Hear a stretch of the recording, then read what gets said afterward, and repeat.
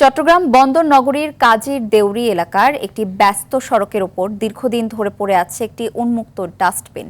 প্রতিদিন এই গুরুত্বপূর্ণ সড়ক দিয়ে যাতায়াত করে হাজারো মানুষ। অথচ বিগত সরকারের আমলে রাজনৈতিক উদ্দেশ্যে এই ডাস্টবিনটি স্থাপন করা হয়েছিল বলে অভিযোগ রয়েছে। চট্টগ্রাম থেকে সাইফুল মাহমুদের তথ্যচিত্রে আরও জানাচ্ছেন লিওন আজাদ। এই রাস্তাটির পাশেই রয়েছে চট্টগ্রামের একমাত্র সুইমিং পুল, একটি স্কুল, আবাসিক ভবন এবং শত শত ব্যবসা প্রতিষ্ঠান। তীব্র দুর্গন্ধ আর সড়কের উপর ছড়ানো ছিটানো বর্জ্যের কারণে চরম ভোগান্তিতে পড়েছেন এলাকাবাসী ও পথচারীরা। সামান্য বাতাসেও ডাস্টবিনের দুর্গন্ধ আশপাশের এলাকায় ছড়িয়ে পড়েছে। এছাড়া সড়কের উপর ময়লা ফেলতে গিয়ে প্রায়ই তৈরি হচ্ছে তীব্র যানজট। বিগত সরকারের সময় জামাল খান এলাকার তৎকালীন ওয়ার্ড কাউন্সিলরের উদ্যোগে বিএনপির দলীয় কার্যালয়ের ঠিক সামনে এই ডাস্টবিনটি স্থাপন করা হয়েছিল। রাজনৈতিকভাবে চাপে রাখা এবং কার্যালয়টিকে হেয় প্রতিপূর্ণ করতেই এই অপরিকল্পিত সিদ্ধান্ত নেওয়া হয়েছিল বলে মনে করছেন স্থানীয়রা। আসলে ইচ্ছাকৃতভাবেই এখানে এই ডাস্টবিনটা বসানো হয়েছে।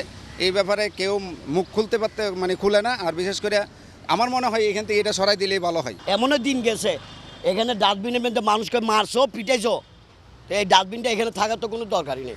আগে এরকম গন্ধ ছিল না, ইদানিং একটু ময়লা আবর্জনার কারণে বেশি গন্ধ হচ্ছে। এখন এটা অতিরিক্ত মাত্রায় দিন দিন বেড়েই যাচ্ছে গন্ধটা।